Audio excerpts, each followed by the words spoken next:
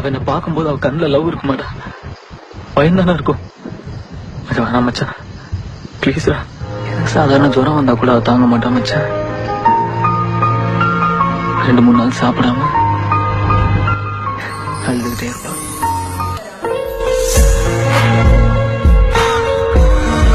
நீ கூட பேச மாட்டேங்கிற, நீங்க பார்த்து சிரிக்க கூட மாட்டேங்கிறீங்களா? பேசுறா